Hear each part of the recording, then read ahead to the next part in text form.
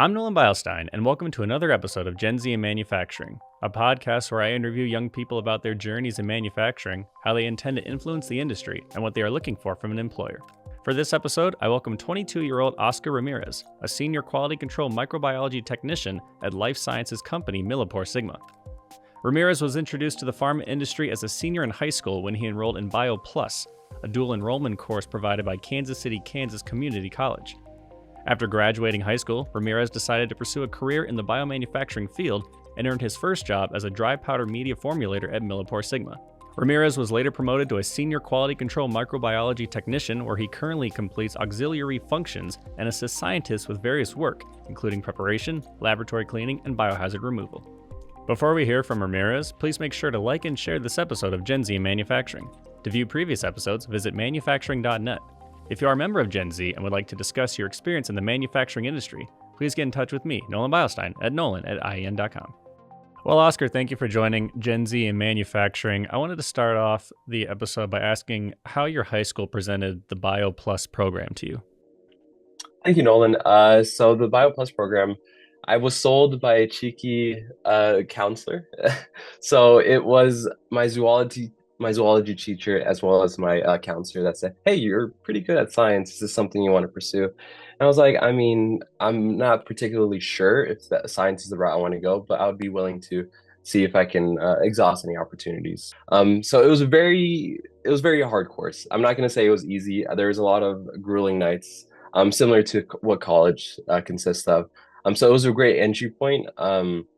So that's how I was first introduced to it. But due to short staffing, we only had one instructor, which was Angela Consani.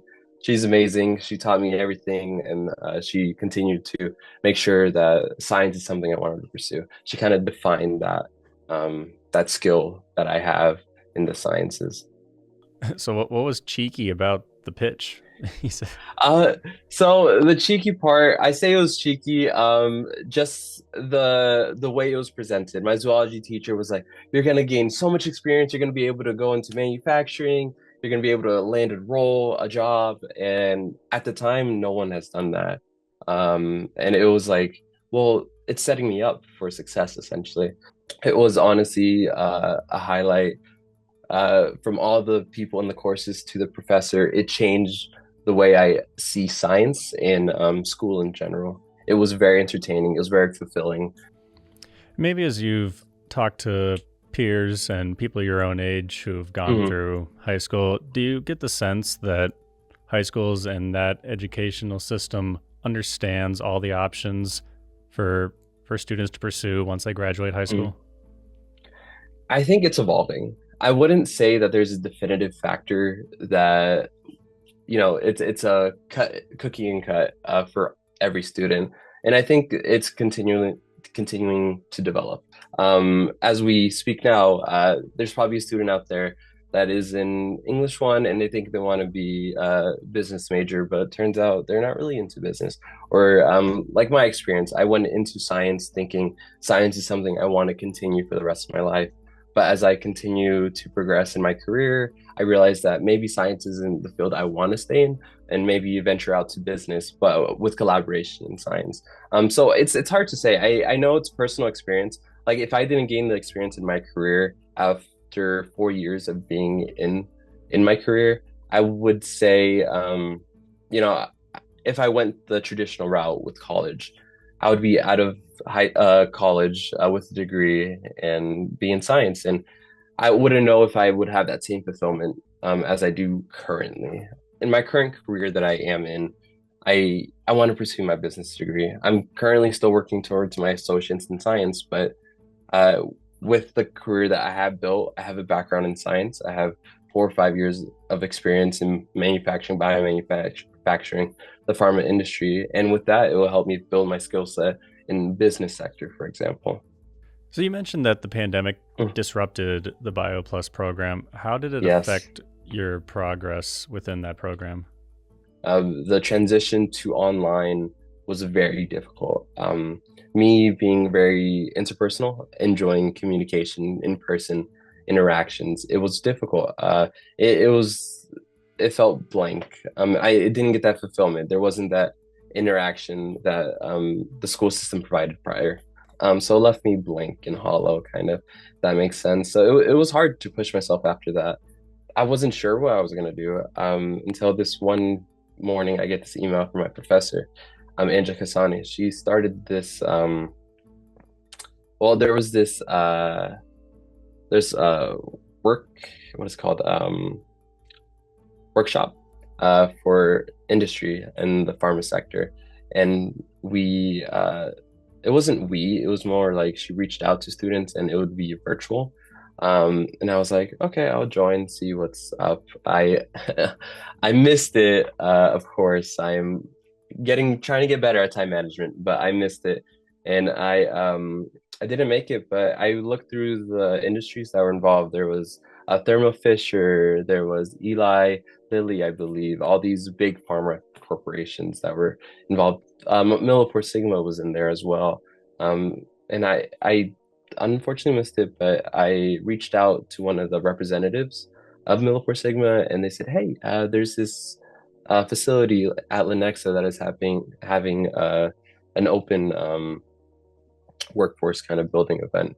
If you want to come through and see if you would be a good fit for our facility, please stop by." And there's this manufacturing production manager. Her name was Erica. She interviewed me, and through that interview, we had these really good connections. And I was learning more about her and her postgrad degree, and I was talking to her about how I ventured through the high school system with my dual enrollment course. And I showed her my infamous lab notebook that we had created in the BioPlus program. This lab notebook it showed her that I was responsible of GMPs, for example, GLPs, being able good manufacturing practices, good laboratory practices as well. And as well as I'm able to pipette properly, a skill set that is very needed in the lab, and I have good understanding of aseptic technique. And I showed this to her, and she was like, "Whoa, you're only 18. How'd you gain all these skills?" And she's like, "You know what? Here, sign this, and the person behind you, she'll help you."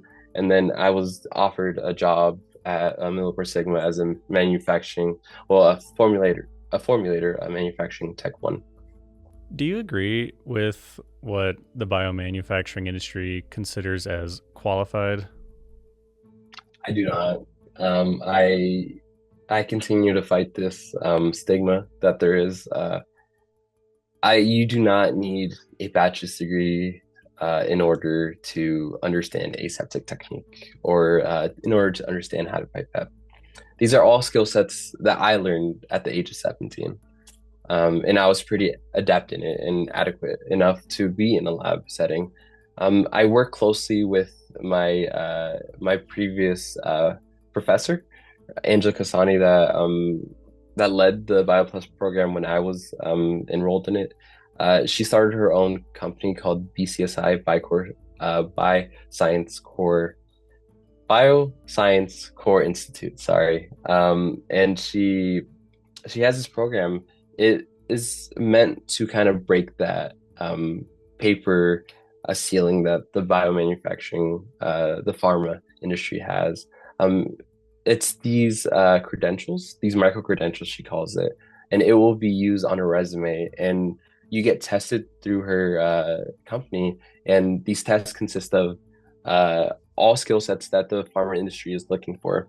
Instead of having like this big, very broad degree that says you understand bioscience, for example, this is very finite, and it'll kind of journey you into a certain avenue if you want to go. And to answer your point, I think that the pharma industry is overqualifying some of the job postings. Like I have become a senior technician in the microbiology, and I still have the same qualities that I started with. I just have more experience now. I'm continuing to pursue my degree, but I still don't have it. So that's to show you that I'm able to break through. I think many other people can do the same as well. So you've been with Millipore Sigma for almost 4 years, right? Correct. Yes. What about the company in your time there has made you want to stay? Um, it's the experiences I'm gaining. They continue to invest in me. They continue to give me opportunities that I'm not sure if many other companies would provide me. I continue to progress in my career with my 4 years at Millipore Sigma. I've jumped through four positions, and I keep going up and up while I progress in my career with Millipore Sigma. Uh, it's just that investment into you, and it's the people there that are always willing to say, "Hey, Oscar, this is available. Would you like to be part of it?" And I'm like, "Yes, of course. It's gonna uh, excel my growth," and that's what I enjoy currently at Millipore Sigma is that continued growth. Um, the benefits are great as well, but it's really the people there that are keeping me there. And how have they given you opportunities to earn these promotions you're talking about? So gain more skill sets. Even though I don't have a bachelor's degree, they continue to kind of see the blurry line and see what I'm able to qualify for. So there's certain assays that are required to have a bachelor's degree, but we can be a little bit more lenient on some of them. And so they teach me these assays, these testings, and they are showing me, hey, I know you don't have your bachelor's degree, but you have all this experience. And how about we teach you the IDing process, for example, of our bacteria in our lab, our molds. Okay, you're doing pretty well at that. All right, let's see if you can do this release testing. Oh, you're doing really well at that as well. All right, let's see if you can do this other release testing. And it's just continuous. Um, and the more I progress in my career, the more they're like, wow, you're doing an amazing job, and they're giving me more responsibility. So that's the amazing thing that I love. I now, as a senior quality control technician, I am gaining more and more experiences, and now I have a title to prove it. It's usually you need many more years of experience in order to have the senior role, but luckily, I have a great team that sees my contribution to the team and is that believes in me and thinks that I should have a representative title to go with it. They would give me a associate scientist if they could, but due to the way we have the parameters, they aren't able to without a degree. Are there ways that manufacturers and companies can assist kids that are doing college at the same time they're working aside from just paying for their school? I think, yeah, the flexibility, honestly. I know that's really hard to say, but giving the students the flexibility. If, let's say, there's a class in the morning and it's a class that I need to graduate and it's only done in the morning, my job being able to say, hey, no, that's totally fine. You can come in the evening or afternoon, or you can work from home. And whenever you get done with your class, just go ahead and clock in and do what the task that you're appointed to do. I just having that flexibility is the biggest thing. I think it's that investment. It's that continuous like, oh, you're bettering yourself. Yes, we'll find a schedule that suits you. So you're talking about how you don't really disagree with what the industry considers qualified and there's multiple routes Hmm. to gain experience. So how Hmm. can manufacturing companies work with educational institutes to promote a route that isn't the traditional 4 year bachelor's and potential Hmm. grad school? I want to say it's similar to the apprenticeships that we have currently for our like HVAC, our electrician, our plumbers, something along the lines of that. I think it would be a great avenue.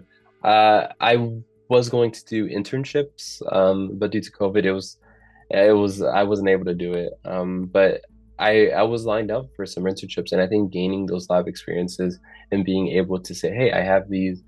I've had I don't know, let's say 20 hours of lab experience, and I'm willing to learn more.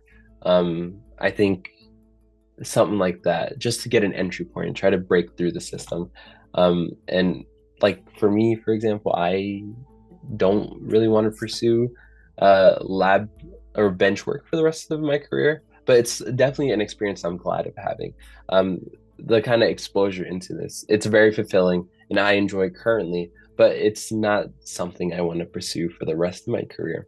And being exposed to that, I'm very proud to have, and uh, I think that is the biggest thing. Being able to uh, kind of be available, if that makes sense. You mentioned that you live in a low-income county. What Mhm. what what more can manufacturing employers do to connect with young talent in these areas? I starting young. I know, like the curiosity, like the labs.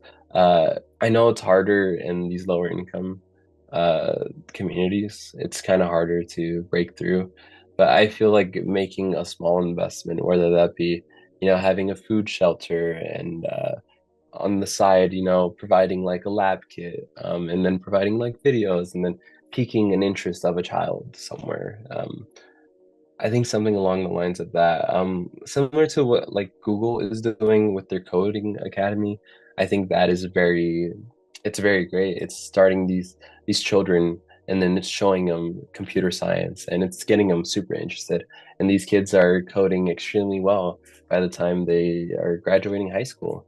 And I feel like if we have something like that, it's not hard to teach a child how to, for example, pipettes. If I told, uh, I don't know, a 12-year-old and I showed them, give me like a month to show them how it works, I'm sure they can convert from milliliters to microliters instantly. And being able to understand that, it's not very difficult. And I think sparking that curiosity and having them to continue to build up on those skills is one way we in the industry can, kind of spark the curiosity and then make them uh, kind of have that interest of pursuing a STEM career. So, if you could address Mm, manufacturing employers who are looking mm, to attract Gen Z talent, whether mm, these kids know about the opportunities or they don't, like what can you tell employers about Gen Z? Like what gets them excited and what makes them mm. motivated to want to work for you? Right. And that is something that I'm continuing to learn about. As bad as I want to say, it's just as easy as investing in them. I think it's also kind of the financial aspect of it. Are you going to give me the benefits to live my life? Are you going to provide great health insurance? Is this going to be temporary work, or is this going to be something that, well, I can build my career out of? Kind of having that structure built out for someone that, let's say, doesn't know where to go. If you invest into someone that, like for me, I was lucky enough to be invested in early. But honestly, I could have been part of the stat, a statistic. I could have been someone that was unemployed and not having a fulfilling life. But there is just this one opportunity that came, and I took it. So I think being able to invest in people is the biggest thing. Not restricting them from anything they want to pursue, not shutting ideas down, but kind of fostering the growth. Thank you for watching this episode of Gen Z in Manufacturing. Please make sure to like and share the episode. To view previous episodes, visit manufacturing.net. If you are a member of Gen Z and would like to discuss your experience in the manufacturing industry, please contact Nolan Beilstein at nolan@ien.com.